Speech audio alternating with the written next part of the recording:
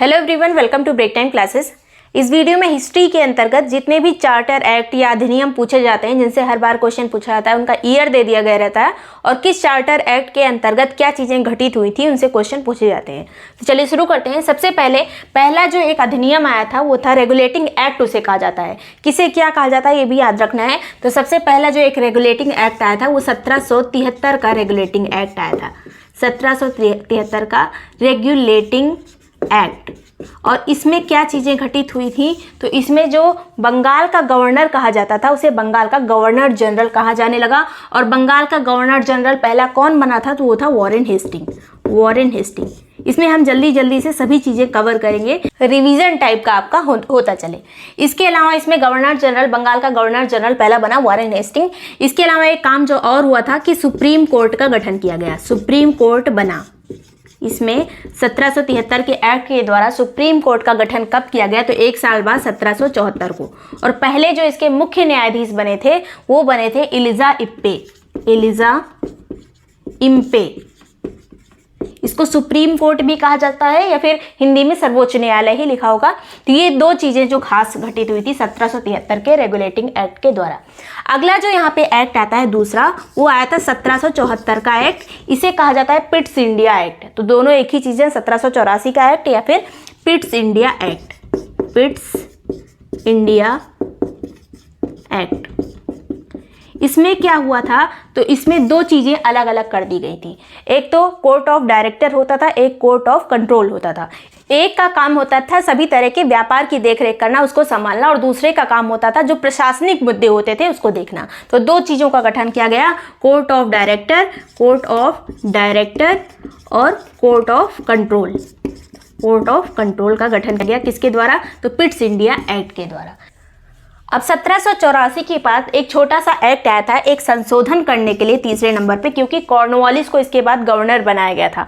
Cornwallis Bengal का जो है गवर्नर बना था। तो उसकी एक शर्त थी कि मुझी को, मतलब कॉर्नवालिस खुद ही जो है कमांडर इन चीफ भी होना चाहता था। जो सेना का प्रमुख होता था वो कॉर्नवालिस ही बनना चाहता था, साथ ही साथ वो गवर्नर भी रहता और सेना का प्रमुख भी रहता। तो ये 1786 में एक एक्ट आया था 1786 में, जिसमें उसको कॉर्नवालिस को कमांडर इन चीफ भी बना दिया गया। तो ये बस थोड़ी सी चीज है 1786 वाली। नेक्स्ट यहाँ पर आता है एक चार्टर एक्ट आएगा। अभी तक जो था ये एक्ट चल रहे थे, रेगुलेटिंग एक्ट आया और तरह तरह के एक्ट आए, लेकिन 4 चार्टर आए हैं। चारों चार्टर कौन कौन से हैं, तो पहला जो चार्टर आया था वो 1793 में आया था। पहला चार्टर कब आया, 1793 में। अब यहीं पे लाइन से देख लीजिए कौन कौन से चार्टर आए थे। दूसरा जो है 20 साल के बाद 1813 में आया। तीसरा आया था 1833 में। उसके बाद चौथा जो आया था वो 1853 में आया था। तो 4 चार्टर आए थे, चारों के ईयर आपको पता होने चाहिए।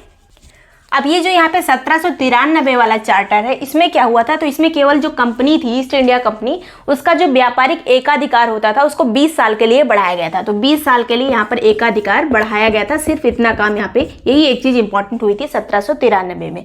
नेक्स्ट जो चार्टर आता है 1813 का, इसमें कई सारी चीजें हुई थी। पहला तो ये कि इसमें 1 लाख रुपए पहली बार शिक्षा के लिए आवंटित किए गए थे। भारत में 1 लाख रुपए दिए गए थे। इसके अलावा यहाँ पे क्या हुआ था, जो कंपनी का एकाधिकार होता था वो खत्म कर दिया गया। बस 2 चीजों पर इनका एकाधिकार रह गया जो ईस्ट इंडिया कंपनी थी। एक तो चाय पर एकाधिकार, चाय का जो व्यापार होता था। इसके अलावा चीन के साथ जो भी व्यापार होता था उस पर कंपनी का एकाधिकार छोड़कर बाकी पे इनका एकाधिकार खत्म कर दिया गया।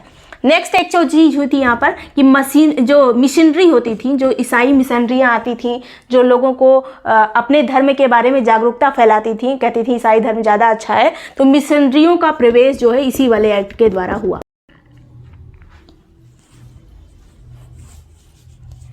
तो 1813 में कौन कौन सी चीजें हुई, 1 लाख रुपए आए शिक्षा के लिए, चाय और चीन के व्यापार को छोड़कर बाकी सभी एकाधिकार समाप्त कर दिए गए, ईसाई मिशनरियों का भारत में प्रवेश हुआ। आगे बात करेंगे 1833 का जो चार्टर एक्ट था, इसमें क्या क्या चीजें घटित हुई। तो इसमें जो अभी तक बंगाल का गवर्नर जनरल होता था उसको भारत का गवर्नर जनरल बना दिया गया। तो भारत का गवर्नर जनरल का पद का सृजन किया गया, भारत का गवर्नर। और कौन बना था पहला भारत का गवर्नर जनरल, तो वो बना था विलियम बेंटिक। और इसके बारे में खास क्या है कि इसने इसी के टाइम पे सती प्रथा का अंत किया गया था। कब, 1829 में। एक और चीज इसमें जो खास हुई थी कि एक नया पद का सृजन किया गया था, विधि अधिकारी एक होने लगा। विधि अधिकारी, विधि से संबंधित एक सदस्य का यहाँ पे चयन किया गया जो कि था मैकाले, जिसको अंग्रेजी शिक्षा का जनक भी कहा जाता है भारत में, जिसने इंग्लिश को सपोर्ट किया था। इसके अलावा यहाँ पर ये दो खास चीजें हुई। नेक्स्ट यहाँ पे एक बात करते हैं,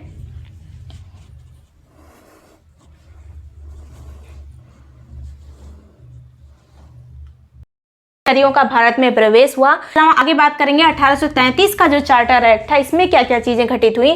तो इसमें जो अभी तक बंगाल का गवर्नर जनरल होता था उसको भारत का गवर्नर जनरल बना दिया गया। तो भारत का गवर्नर जनरल का पद का सृजन किया गया, भारत का गवर्नर। और कौन बना था पहला भारत का गवर्नर जनरल? तो वो बना था विलियम बेंटिंक, विलियम बेंटिक। और इसके बारे में खास क्या है कि इसने इसी के टाइम पे सती प्रथा का अंत किया गया था। कब? 1829 में, 1829 में। एक और चीज इसमें जो खास हुई थी कि एक नया पद का सृजन किया गया था, विधि अधिकारी एक होने लगा। विधि अधिकारी, विधि से संबंधित एक सदस्य का यहाँ पे चयन किया गया जो कि था मैकाले, जिसको अंग्रेजी शिक्षा का जनक भी कहा जाता है भारत में, जिसने इंग्लिश को सपोर्ट किया था। इसके अलावा यहाँ पर ये दो खास चीजें हुई। नेक्स्ट यहाँ पे एक बात करते हैं,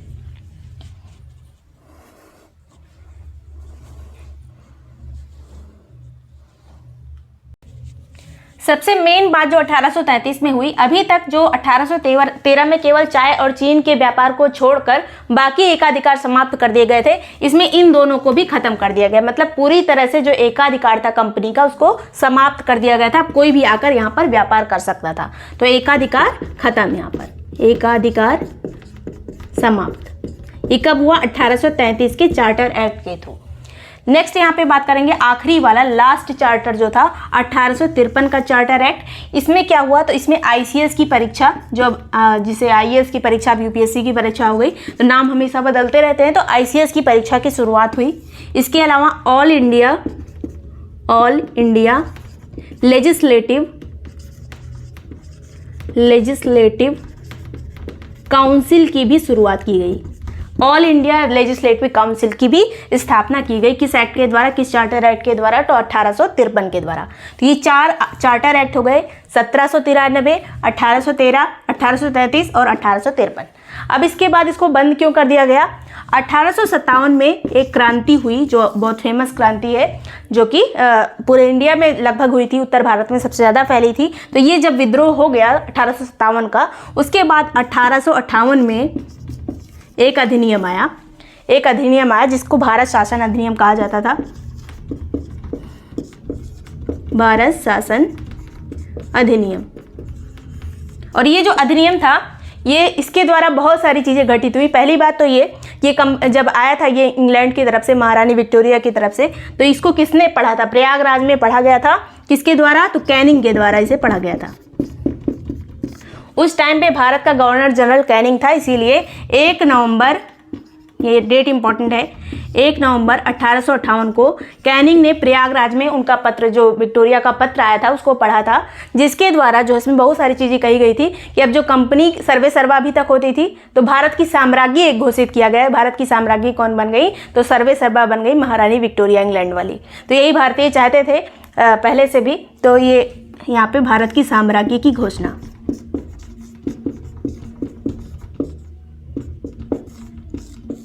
एक और चीज, जो अभी तक भारत का गवर्नर जनरल होता था, तो भारत के गवर्नर जनरल को अब वायसराय कहा जाने लगा। वायसराय किसके द्वारा? किस एक्ट के द्वारा? तो यही 1858 के एक्ट के द्वारा। कौन बना? तो कैनिंग ही था उस टाइम पे गवर्नर जनरल, यही वायसराय बन गया। तो पहला वायसराय अगर पूछा जाए तो लॉर्ड कैनिंग था। लॉर्ड स्टार्टिंग में लगा देते हैं शब्द के पहले, इसे कुछ लोग कमेंट करके कहते हैं कि लॉर्ड मत लगाइए, लेकिन जब नाम ही वही है तो आपको पेपर में भी लॉर्ड कैनिंग ही मिलेगा। तो लॉर्ड कैनिंग ये बना पहला वायसराय। आगे बात करेंगे, अगला जो यहाँ पे मेन चीज है, यहाँ पे जो भारत शासन अधिनियम है, इसको केवल अधिनियम भी कह सकते हैं। 1858 का ये अधिनियम था। आगे इसको भारत परिषद अधिनियम, जो चार्टर है ये ज़्यादा इंपॉर्टेंट है, उसके बाद क्या कहा जाता था उसकी ज़्यादा इंपॉर्टेंस नहीं रह जाती है। तो इसमें जो बोर्ड ऑफ डायरेक्टर और बोर्ड ऑफ कंट्रोल जो 1784 में बने थे उसको ख़त्म कर दिया गया। तो इस पद को कब ख़त्म किया गया था, तो ये ख़त्म किया गया था इस वाले एक्ट के थ्रू, 1858 के थ्रू। बोर्ड ऑफ कंट्रोल और बोर्ड ऑफ डायरेक्टर दोनों को ख़त्म करके एक नया पद बनाया गया जिसका नाम था राज्य सचिव का पद। राज्य सचिव का पद ये भारत के लिए काम करता था, इंग्लैंड में रहता था, लेकिन भारत के जो गवर्नर बनते थे, वायसराय बनते थे, उनके साथ मिलकर भारत के कल्याण के लिए जो भी चीज़ें सोचते थे ये लोग, कल्याण क्या करते थे। लेकिन ये जो राज्य सचिव का जो है एक पद बनाया गया 1858 के अधिनियम के द्वारा। आगे बात करेंगे, एक बना 1861 का।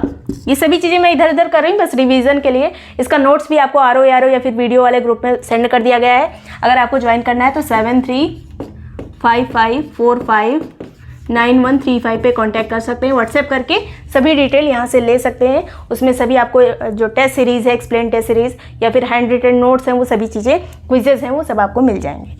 1861 में क्या हुआ, तो वित्त संबंधी जो प्रश्न होते थे, वित्त संबंधी प्रश्न पूछने का अधिकार दिया गया। जो बजट वगैरह जो पेश किया जाता था उसमें वित्त से संबंधित जो भी चीज़ें होती थी उसको पूछने का अधिकार इसी में दिया गया 1861 के एक्ट के थ्रू। इसके अलावा नेक्स्ट यहाँ पे क्या चीज़ की गई, तो इसमें जो कैनिंग था, उस टाइम पे वायसराय कौन बना था, कैनिंग था। तो कैनिंग ने मंत्री पद का सृजन किया, मंत्री पद। इसके अलावा विभाग की जो अलग अलग विभाग बनते थे उसका भी यहाँ पर निर्माण किया गया 1861 के एक्ट के द्वारा, कैनिंग ने किया था। पूछा जा सकता है उस टाइम पे कौन गवर्नर था, कैनिंग था। गवर्नर नहीं, वायसराय कहा जाएगा। तो विभागीय बंटवारा किया गया कैनिंग के द्वारा। तो ये हो गया 1861 का। नेक्स्ट यहाँ पे बात करते हैं 1892 का। 1892 का भारत परिषद अधिनियम। भारत परिषद इसको अधिनियम कहा जाने लगा था कुछ टाइम के लिए। तो 1892 का ये भारत परिषद अधिनियम, इसमें क्या चीज़ें की गई, तो बजट पर बहस का अधिकार इसमें दिया गया। बहस का अधिकार किस एक्ट के द्वारा दिया गया, तो 1892 के एक्ट के द्वारा बजट पर जो बहस होती थी उसका अधिकार दिया गया। इसके अलावा क्या चीज़ें इसमें की गई, तो चुनाव पद्धति की शुरुआत की गई। चुनाव किस तरीके से होंगे, चुनाव पद्धति की शुरुआत।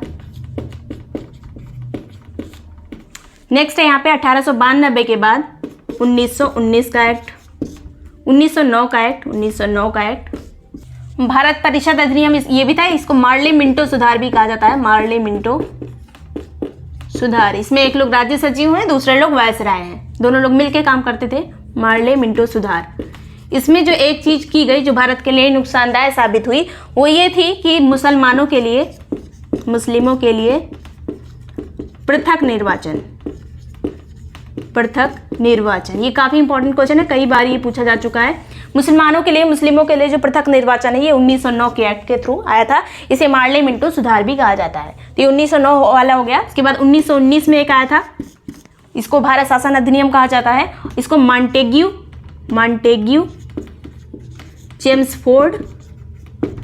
चेम्सफोर्ड सुधार भी कहते हैं। जिस तरह से ये मार्ले मिंटो है उसी तरह से ये भी एक लोग वायसराय हैं, एक लोग राज्य सचिव हैं। तो ये वाला जो है एक्ट आया, इसमें क्या किया गया, तो इसमें प्रांतों में द्वैध शासन लागू किया गया। प्रांतों में द्वैध शासन और केंद्र में द्वैध शासन, दोनों का काफ़ी क्वेश्चन पूछा जाता है। तो प्रांतों में द्वैध शासन 1919 के एक्ट के थ्रू आया था। उसके बाद 1935 वाला पढ़ेंगे जिसमें केंद्र में आया था। उसके बाद इसमें क्या चीज़ें की गई, यहाँ पे तो सिर्फ मुसलमानों के लिए पृथक निर्वाचन की बात की गई थी, और इस वाले में मुस्लिमों के साथ साथ दलितों के लिए या फिर जो एंग्लो इंडियंस होते हैं, बहुत सारे, इसको जो पृथक निर्वाचन वाला ये चीज़ था, इसमें बहुत सारे लोगों को शामिल कर दिया गया, सबको अलग अलग बांट दिया गया। तो यहाँ पे पृथक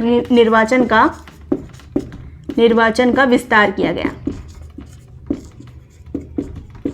मतलब एक तरह से बांटा जा रहा है सबको। इसमें एक अच्छी बात भी हुई थी, स्त्रियों को मतदान का अधिकार दिया गया था। स्त्रियों को मतदान का अधिकार किस एक्ट के थ्रू दिया गया, तो 1919 के एक्ट के द्वारा, मतलब के थ्रू। आगे बात करेंगे। नेक्स्ट यहाँ पे जो एक चीज़ और हुई थी, केंद्रीय बजट को अलग कर दिया गया था प्रांतीय बजट से। केंद्रीय बजट अलग होता था और प्रांत का बजट जो है अलग होता था।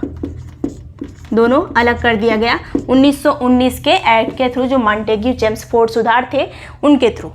आगे बात करेंगे 1935 का भारत शासन अधिनियम। भारत शासन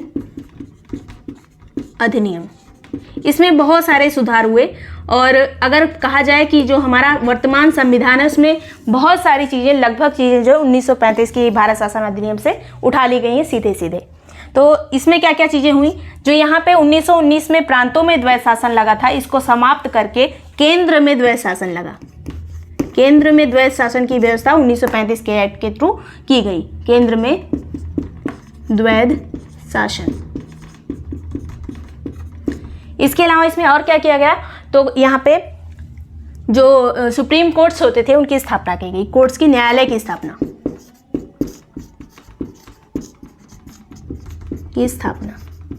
जो वर्तमान में हमारा सुप्रीम कोर्ट है, ये 1935 के एक्ट के थ्रू बना था। ये न्यायालय जो है सुप्रीम कोर्ट बना तो था ये 1935 के एक्ट के थ्रू, लेकिन अगर पूछा जाए कब इसकी स्थापना हुई थी तो 1937 में इसकी स्थापना हुई थी। 1937 में इसकी स्थापना हुई थी, किस एक्ट के थ्रू, 1935 के एक्ट के थ्रू। इसके अलावा आरबीआई का गठन किया गया, आरबीआई बना 1935 के एक्ट के थ्रू, आरबीआई की स्थापना की गई। और ये जो आरबीआई की स्थापना हुई थी ये कब हुई थी, 1 अप्रैल 1935। 1 अप्रैल 1935 को आरबीआई की, जो हमारा जो रिजर्व बैंक है उसकी स्थापना की गई, जो हमारा सेंट्रल बैंक कहा जाता है। जो अभी समवर्ती सूची, राज्य सूची और जो समवर्ती सूची, राज्य सूची और केंद्र की सूची कही जाती है, जिसे संघ सूची कहते हैं, जो तीनों सूचियों को बंटवारा है ये इसी एक्ट के थ्रू हुआ था, 1935 के एक्ट के थ्रू। और अगर पूछा जाए उस टाइम पे 1935 के एक्ट के थ्रू जो अवशिष्ट शक्तियाँ थी वो किसके पास होती थी, अगर वर्तमान की बात की जाए तो अवशिष्ट शक्तियाँ केंद्र के पास होती हैं। उस टाइम पे अवशिष्ट शक्तियाँ जो वायसराय होता था उसके पास होती थी। ये क्वेश्चन कई बार पीसीएस वगैरह के एग्जाम में पूछा जाता है। तो यहाँ पे सूचियों का, तीनों सूची जो होती हैं उनका बंटवारा किया गया, जो अवशिष्ट थी वो वायसराय दी गई।